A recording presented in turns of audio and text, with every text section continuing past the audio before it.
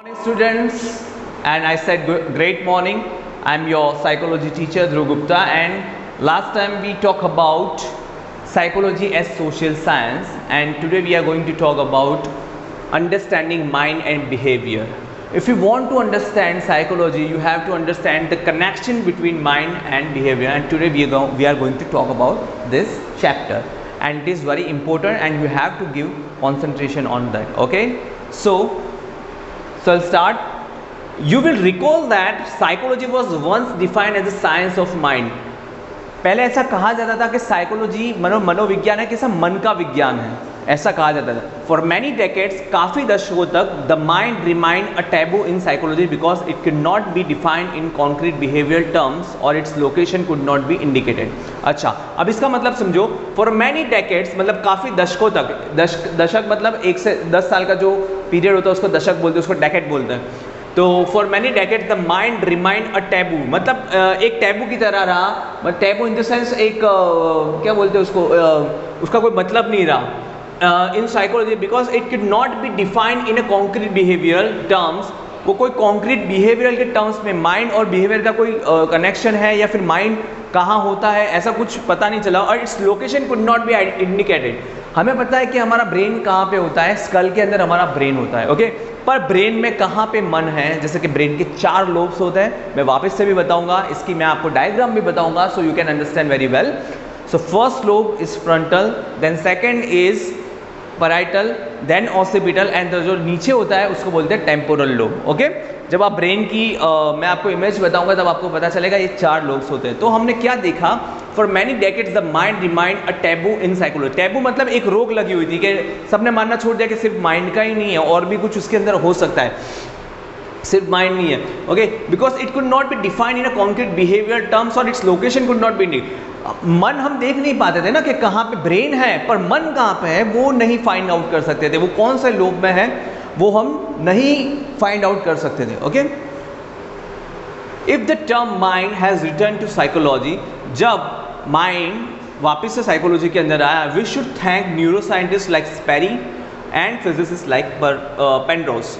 जब ये माइंड जो पहले एक टैबू माना जाता था, जिस पे रोक लग गई थी, जिसको मानने को मना कर दिया था कि वो मन का विज्ञान है, उसको वापस से इस टर्मिनोलॉजी में वापस से साइकोलॉजी में लाया गया.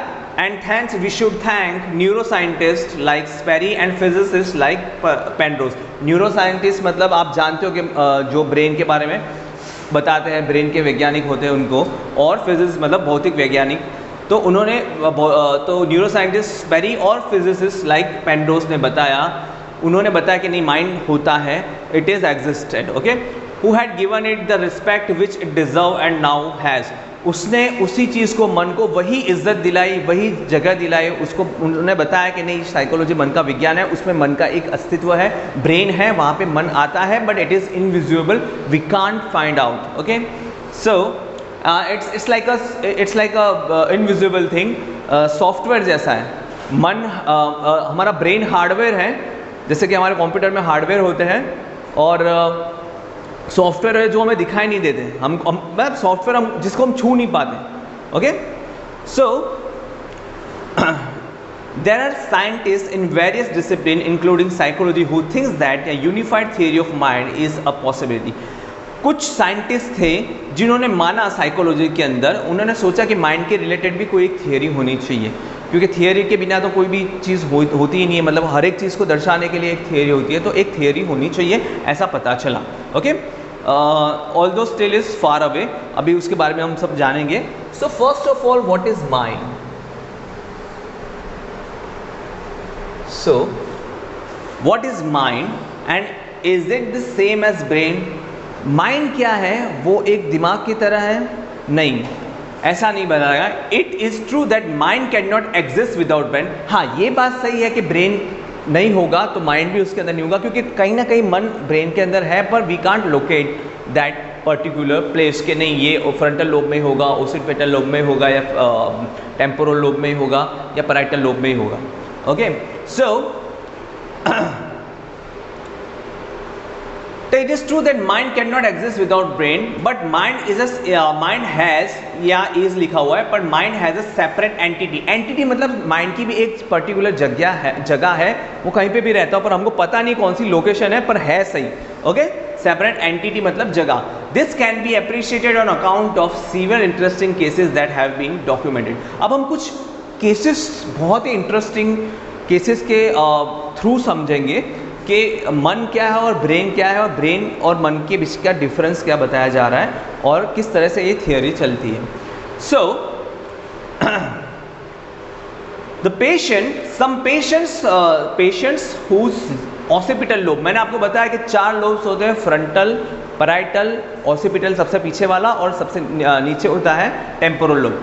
सो some patient whose occipital lobe which are responsible for vision. हमारा ऑसिपिटल लोब किसके लिए रिस्पॉन्सिबल है? विजन के लिए. अगर हमारा ऑसिपिटल लोब में कुछ प्रॉब्लम्स आए तो हमारे विजन में प्रॉब्लम्स आ सकती है. ये फिजिकल चीज़ है, ये साइकोलॉजी की नहीं, पर एक हमारी ब्रेन की फिजियोलॉजी है.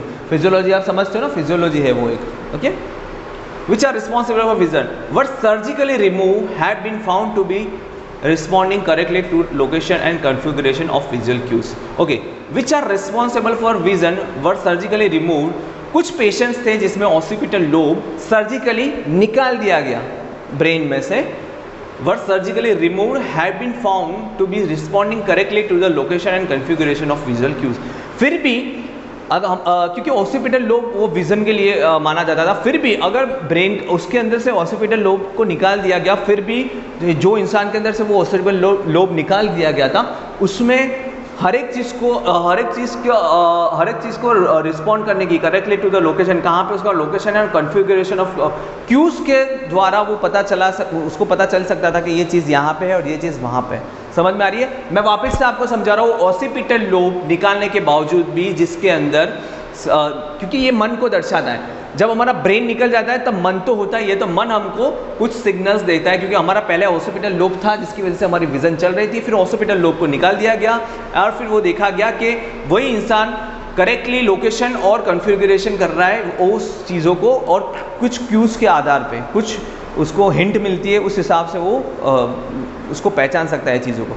So do you understand what is the meaning of क्या होता है कि हम माइंड का मीनिंग क्या होता है? माइंड तब एक्टिव हो जाता है जब ऑसिपिटल लोब, जब ब्रेन का एक हिस्सा वो कट गया है, फिर भी माइंड एक्टिव है. Similarly N amateur athlete lost his arm in motorcycle accident.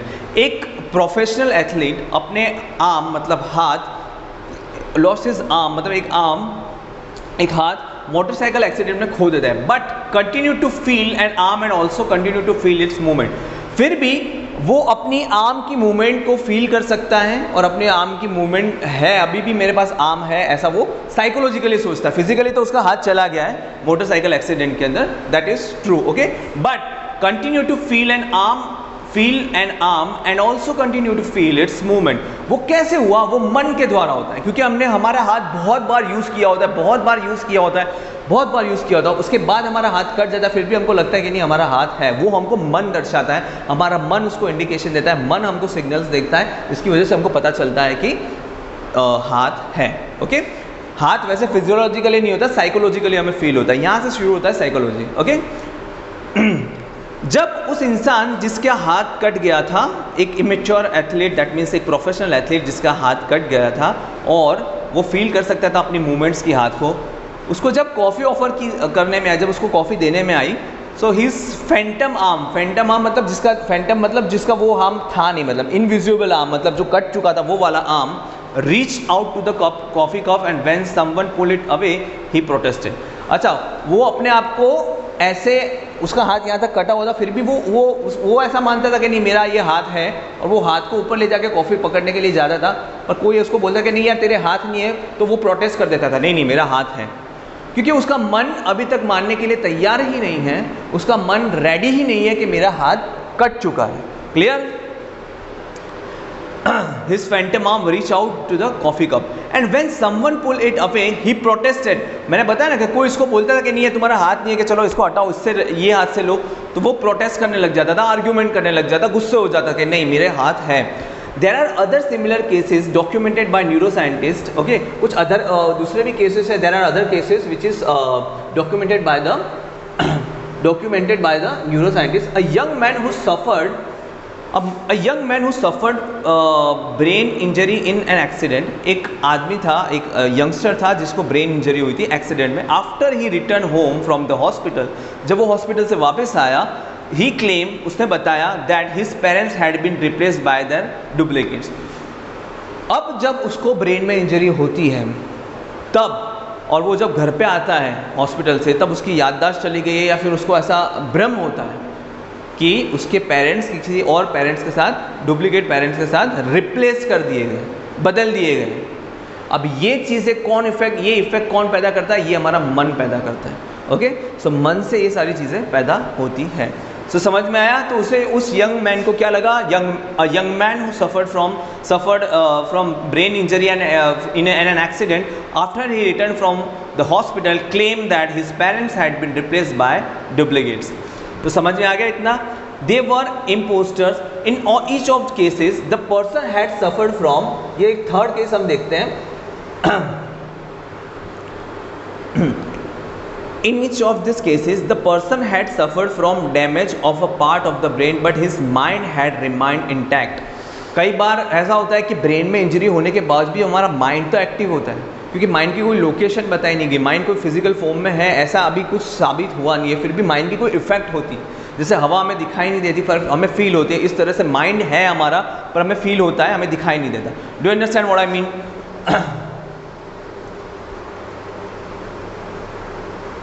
Suffer from damage of a part of the brain but his mind had remind intact. उसको लग रहा था उसका माइंड जिंदा था. इंटैक्ट मतलब उसका माइंड एक्टिव था. Okay, it was earlier believe by the scientist that there is no relationship between the mind and the body. पहले ऐसा साइंटिस्ट ने बोला था कि माइंड मतलब हमारा जो मन और हमारा जो वर्तन होता है, जो हमारा बिहेवियर होता है, उसके बीच में कोई कनेक्शन नहीं है. Okay, they were parallel to each other, दोनों अलग अलग है.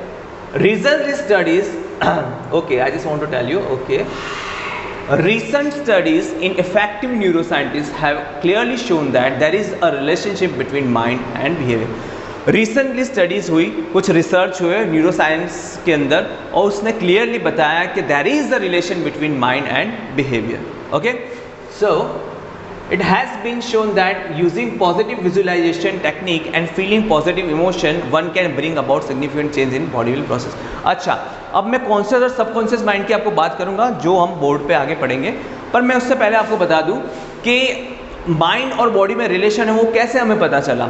It has been shown that using positive visualization, जब हम रात को सोते हैं या फिर ऐसे ही विजुअलाइजेशन पॉजिटिव करते हैं, और विजुअलाइजेशन टेक्निक को कैसे, विजुअलाइजेशन टेक्निक क्या होती है, कैसे यूज़ की जाती है, वो मैं बताऊंगा. जब आप आंखें बंद करते हो, गहरी गहरी सांस लेके आंखें बंद करते हो और नींद की अवस्था में होते हो, और जब आपको कुछ पॉजिटिव आप विजुअलाइज करते हो, नहीं यार मेरी लाइफ इतनी अच्छी हो गई है, मैं इतना अच्छा हो गया हूँ, मेरी सारी फैमिली इतनी अच्छी है, मेरे आसपास लोग बहुत अच्छे हैं, तो आप एक पॉजिटिव फीलिंग को पॉजिटिव इमोशन को जनरेट करते हैं. One can bring about significant changes. तो फिर पॉजिटिव विजुअलाइजेशन से क्या होता है, एक पॉजिटिव फीलिंग जनरेट होती है, उससे पॉजिटिव इमोशन जनरेट होता है, and then that can bring about the significant change in bodily process. उसकी पूरी इफेक्ट बॉडी पे होती है, मतलब पॉजिटिव थिंकिंग की एक पूरी इफेक्ट बॉडी पे होती है. हम देख सकते हैं जब हम घबरा जाते हैं, जैसे नेगेटिव थिंकिंग की बात करूँ, जब हम लोग घबरा जाते हैं, नर्वस हो जाते हैं, स्ट्रेस में आ जाते हैं, तो हमें पसीना आना शुरू हो जाता है, हार्ट बीट बढ़ जाती है, सांस लेने में तकलीफ हो जाती है, सारी प्रॉब्लम्स होती है. तो नेगेटिव थिंकिंग की भी एक पूरी जो बिहेवियर पे एक इफेक्ट है, और इसी तरह से पॉजिटिव थिंकिंग की भी है. अब देखना एक मिरेकल कैसे होता है. Miracle it means it's a pure science but people think that it's a miracle.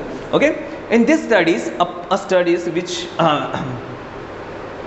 Okay, अब एक दूसरी स्टडीज हम देखते हैं. In this studies a person with the block arteries was made to visualize that blood was flowing through his or her block arteries. Okay, अब मैं आपको बता देता हूँ ये क्या है, थोड़ा साइंटिफिक वे में इसको समझने की कोशिश करना, थोड़ा मैं आपको इजी कर देता हूँ. In this studies a person with block arteries, आपको पता होगा कि दिल के अंदर बहुत सारी हमारा जो दिल, हमारा जो हृदय है, हमारा जो हार्ट कैसे काम करता है, उसमें भी कुछ आर्टरीज होती है जो अशुद्ध रुधिर को मतलब डीऑक्सीजनेटेड ब्लड को ले जाती है, और हार्ट में क्या होता है, उसका वो किस में कन्वर्ट होता है, ऑक्सीजनेटेड ब्लड में। पर कई बार क्या होता है, वो आर्टरी ब्लॉक हो जाती है कोलेस्ट्रॉल की वजह से, कोई और वजह से, या छोटी हो जाती है उसकी वजह से ब्लॉक हो जाती है, तो ब्लड आगे जा नहीं पाता, तो उसकी वजह से हार्ट अटैक आते हैं, दूसरे हार्ट के प्रॉब्लम्स होते हैं। ओके, तो उसके लिए फिर हम अलग अलग सर्जरीज करवाते हैं, बाईपास सर्जरी करवाते हैं, फिर एंजियोग्राफी करवाते हैं, एंजियोप्लास्टी करवाते हैं, जिसकी वजह से वो नली खोली जा सके।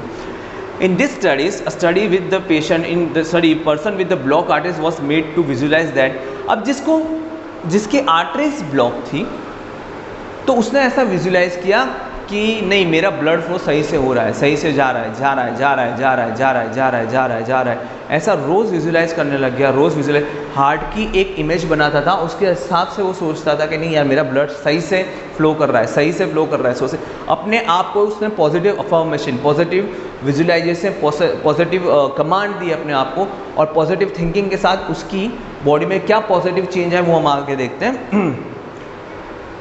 Visualize that blood was flowing through our blocked arteries after practicing this over a period of time। अब मैं आपको एक चीज़ बता देता हूँ, हमारे अंदर दो माइंड होते हैं, कॉन्शियस और सबकॉन्शियस, जिसको मैं समझाने की कोशिश करूँगा।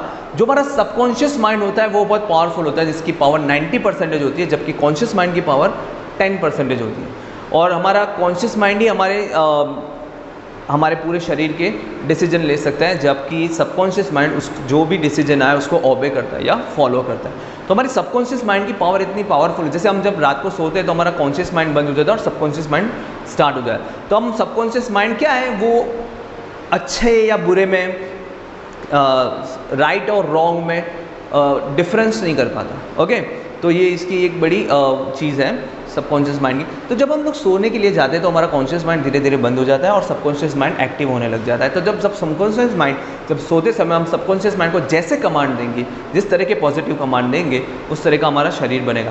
तो एक नियम है, एक रूल है, 21 day of positive affirmation to the subconscious mind for 21 days. अगर आप 21 दिन तक, अगर आप अपनी कोई ख़राब आदत बदलना चाहते हैं, अपनी लाइफ में कुछ चेंज चाहते हैं, या आपका जो बिहेवियर है बहुत नेगेटिव हो गया उसको पॉजिटिव करना चाहते हैं, तो आपको 21 दिन तक रात को सोते समय 10 या 20 गहरी सांसें लेनी है। उसके बाद विजुअलाइजेशन में चले जाना और ऐसा सोचना है, सबकॉन्शियस माइंड फ्यूचर और पास्ट में नहीं, वो प्रेजेंट में काम करता है। अगर हम ऐसा बोलोगे कि नहीं यार मेरा ये अच्छा हो जाएगा, हो जाएगा, हो जाएगा, तो वो हो जाएगा, उस भविष्य में चलेगा। पर अगर आप ऐसा बोलते हो कि नहीं मेरा ये सब कुछ ठीक हो गया है, I am living my life very happily, और सब कुछ मेरी लाइफ में अच्छा चल रहा है, सब कुछ अच्छा चल रहा है, सब कुछ ऐसा 21 दिन तक आप सोचने लग जाओगे, तो ऑटोमेटिकली सबकॉन्शियस माइंड की पावर इतनी अच्छी है कि आपको वो पॉजिटिव इमोशंस देगी और आपको सारी चीज़ें और हार्मोनल्स कुछ चेंजेस होंगे हमारे ब्रेन में, जिसकी वजह से आपको हर एक चीज़ें पॉजिटिव लगने लग जाएगी, आपकी हिम्मत बढ़ने लग जाएगी, आपकी विल पावर बढ़ने लग जाएगी, आप काम करने लग जाओगे अच्छी तरह से, जो आपको नेगेटिव इमोशंस की वजह से आप नहीं कर पा रहे। So do you understand what? इसके बारे में मैं थोड़ा डिटेल में समझाऊंगा आपको। तो जो person with the block arteries था, was made to visualise that block was flowing through her और हिज ब्लॉक आर्टरीज। ब्लड क्या होता था, उसके ब्लॉक आर्टरीज में बह रहा है, ऐसा वो सोच रहा था, रोज रोज हार्ट को सोचता था और हार्ट में से ब्लड फ्लो हो रहा है, हो रहा है, हो रहा है, बहुत अच्छी तरह से हो रहा है, हो रहा है, हो रहा है। After some point of time, after practicing this a period of time, significant relief was obtained by this patient as the degree of blockage become significantly less। इतना सोचने के बाद, इतने पॉजिटिव अफर्मेशन देने के बाद, अपने आप को इतना पॉजिटिव रखने के बाद कि नहीं मेरी आर्टरी ब्लॉक नहीं है, मेरी खुल गई है, खुल गई है, खुल गई है, तो कुछ दिनों बाद ऐसा रियल में हुआ, that is called miracle. Miracle नहीं कह सकते, this is a pure science, but लोग मिरेकल इसको मानते हैं। तो इट्स अ प्योर साइंस कि क्या हुआ, उसकी सोचने की वजह से उसकी बॉडी पे इफेक्ट होने लगी, उसकी बॉडी पे इफेक्ट क्या होने लगी, उसकी जो ब्लॉक आर्टरीज थी वो थोड़ी थोड़ी खुलने लग गई और उसको रिलीफ फील होने लग गया। Okay, so do you understand what is the case study of this? Okay, the degree of blockage become significantly less. धीरे धीरे जो ब्लॉकेज था वो कम होने लगा। Use of mental imagery, images generated by a person, use of mental imaginary images generated by a person in her or his mind have been used to cure various kind of phobias। अच्छा, कई phobia और fear के बारे में मैं आज आपको बताना चाहूँगा कि there is a difference between phobia और फियर। क्या डिफरेंस है कि फियर किसको बोलते हैं, जैसे कि मेरे पीछे एक कुत्ता पड़ा हुआ है और मेरे सामने कुत्ता है और तो मैं भागता हूँ, तो दैट इज़ रियलिटी बेस्ड, उसको फियर बोलेंगे कि नहीं यार उससे मुझे डर लगना भी चाहिए, अगर मैं नहीं भागा तो वो मुझे काट लेगा। ओके, मैं एक हाइट पे खड़ा हूँ और मैं नीचे देख रहा हूँ और मुझे डर लग रही है और तो वो मुझे डर लगना भी चाहिए। ओके, तो इस तरह से। और फोबिया क्या होता है? काल्पनिक भय, जो चीज़ है ही नहीं और जो चीज़ है और जिससे डरने की कोई ज़रूरत नहीं है फिर भी उसका डर लगना। जैसे कुछ लोगों को कॉकरोच से डर लगता है, कुछ लोगों को लिजर्ड मतलब जो हमारी छिपकली उससे डर लगता है, उससे डरने की कोई ज़रूरत नहीं है, तो उसको हम काल्पनिक भय बोलते हैं। और काल्पनिक भय मतलब होता है phobias, irrational fears of object and situation, कुछ ऐसी चीज़ें जो एग्जिस्ट करती ही नहीं है और एग्जिस्ट भी करती है तो जिससे डरने की कोई ज़्यादा ज़रूरत नहीं है। Okay, a new discipline called psychoneuroimmunology, psychoneuroimmunology, sorry for the mistake. So ये जो साइंस था इसको क्या बोलते हैं? साइकोन्यूरोइम्यूनोलॉजी, मतलब न्यूरो की इम्यूनोलॉजी, इम्यूनिटी की बात है ये। Okay, has emerge which emphasis the role play by the mind in strengthening the immune system.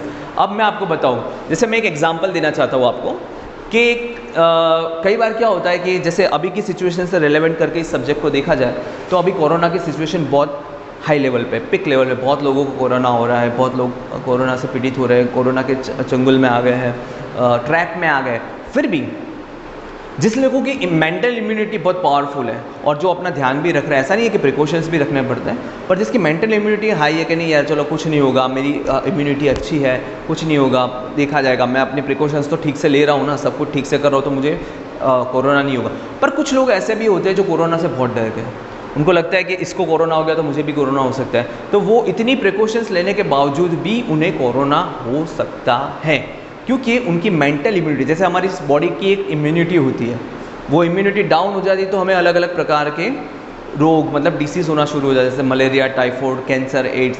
इसी तरह से जो माइंड की इम्यूनिटी भी कम होती है तो उसकी सीधी इफेक्ट पड़ती है हमारे शरीर पे, जिसकी वजह से हमारा शरीर अलग अलग, जैसे आपको टेंशन होता है या फिर आपको स्ट्रेस होता है या फिर आपको एंग्जाइटी होती है तो जिसकी वजह से क्या होता है? पसीना छूटना शुरू हो जाता है, दिल की धड़कनें बढ़ जाती हैं, खाने का मन नहीं करता, फिर डायरिया और कॉन्स्टिपेशन जैसे प्रॉब्लम्स शुरू हो जाते हैं। तो ये हमारे मन की थिंकिंग, हम जो जिस तरह से मन से सोचते हैं उसी तरह से हमारा बॉडी बिहेव करता है।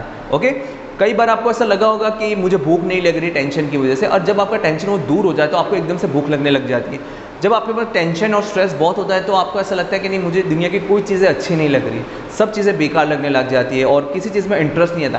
जब वो आपका टेंशन और स्ट्रेस दूर होता है, आप हल्के हो जाते हो, बर्डन आप पे से कम हो जाता है, तो आपको वही चीज़ें सारी अच्छी लगने लग जाती है। समझ में आ रही है बात? तो mental immunity is much more important than a physical immunity. तो मेंटल इम्यूनिटी बहुत ज़रूरी है। अब मेंटल इम्यूनिटी को बढ़ाने के लिए हम क्या कर सकते हैं? ये बियॉन्ड द बुक्स हम बात कर रहे हैं। तो जैसे फिज़िकल इम्यूनिटी को बढ़ाने के लिए हम क्या करते हैं? एक्सरसाइज करते हैं, जिम में जाते, खाना खाते वगैरह। और मेंटल इम्यूनिटी को बढ़ाने के लिए हमको ध्यान करना पड़ेगा, मेडिटेशन, प्राणायाम, योगा, ये वगैरह सब है, ये मन का खुराक है, मतलब एक फूड है जिससे मन की इम्यूनिटी बढ़ती है। और आप जितने भी चैलेंजेस अपनी लाइफ में लेते जाओगे इतनी आपकी मेंटल इम्यूनिटी बढ़ती जाएगी। So that's it for today. सो आज हमने जाना कि एक माइंड और बिहेवियर क्या होता है, माइंड कैसा सोचता है उसकी वजह से कैसा बिहेवियर हो जाता है, और हमारी सोच हमारे बॉडी पे, हमारा माइंड हमारी बॉडी पे कैसे इफेक्ट करता है उसके बारे में हमने आज जाना। And if you have any kind of doubt and query you can ask me the question on WhatsApp. Okay, I will send you the video very soon and you can ask me question on the WhatsApp, and if you don't understand anything you can meet me, you can call me. Okay, so this is a very important subject that I taught you. Thank you very much.